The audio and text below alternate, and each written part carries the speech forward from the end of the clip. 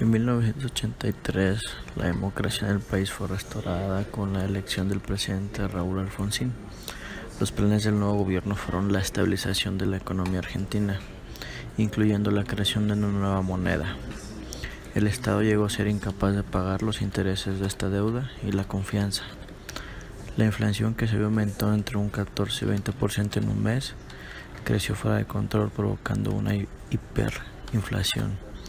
En julio de 1987, la inflación de la Argentina llegó a un 200% en ese mes, superando el 5% para 1989.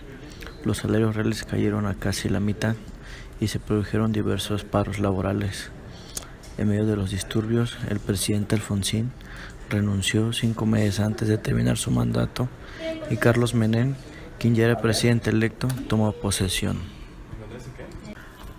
Después de un segundo combate ante la hiperinflación en 1990, Domingo Cavallo fue nombrado ministro de Economía.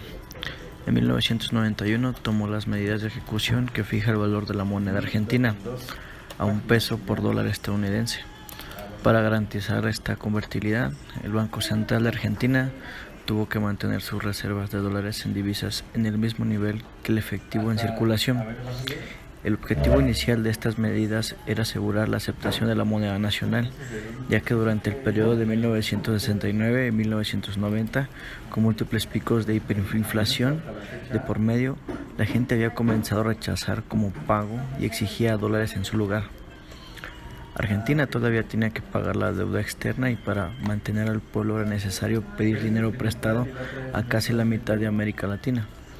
El tipo de cambio fijo hacía las importaciones más baratas, produciendo un vuelo constante de dólares fuera del país y una pérdida progresiva de la infraestructura industrial de la Argentina, lo que llevó a un aumento del desempleo de trabajadores.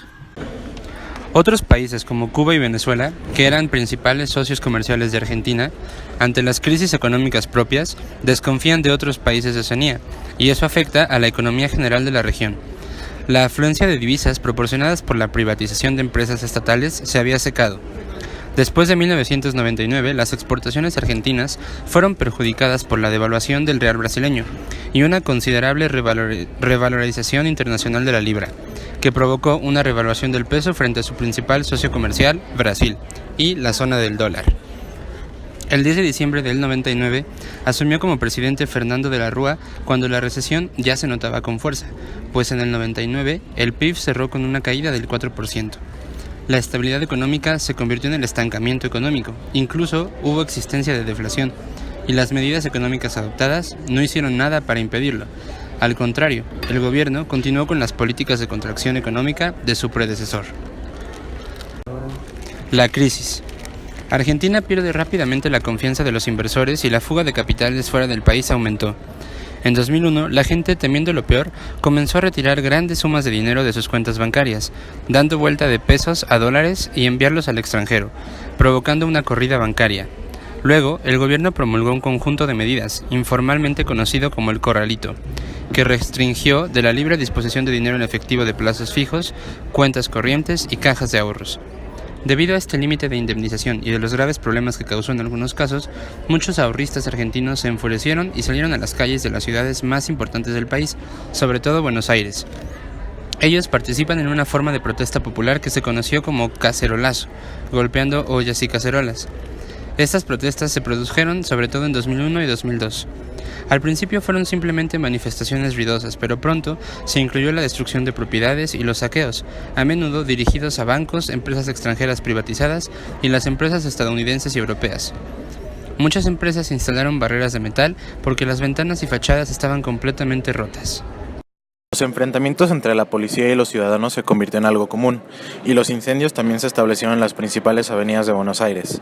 El presidente interino, Rodríguez A., declaró el default financiero, por lo que Argentina se declaraba insolvente para pagar las deudas contraídas. Rodríguez A. presentó un proyecto diseñado para preservar el régimen de convertibilidad, apodada la tercera moneda.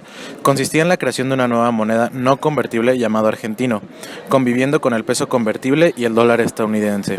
Se esperaba que la preservación de la convertibilidad restauraría la confianza pública, mientras que la naturaleza no convertible de esta moneda permitiría una medida de flexibilidad fiscal impensable con el peso, que podría mejorar la agobiante recesión de la economía. Los críticos llamaron a este plan devaluación controlada. Había partidarios entusiastas del plan de la tercera moneda, entre ellos Martín Redrado, quien posteriormente llegaría a ser presidente del Banco Central. Sin embargo, nunca pudo aplicarse porque el gobierno de Rodríguez A. carecía de apoyo político necesario. Fin de la convertibilidad. Después de mucha deliberación, el 6 de enero de 2002, el presidente interino Eduardo Duhalde decidió dar fin a la ley de convertibilidad que había estado en vigor durante 10 años. En cuestión de días, el peso perdió una gran parte de su valor en el mercado no reglamentado. Un provisional oficial del tipo de cambio se fijó en 1.40 pesos por dólar. Además del corralito, el Ministerio de Economía dictó la pesificación en la que todos los saldos bancarios en dólares se convertirían a pesos al tipo de cambio oficial.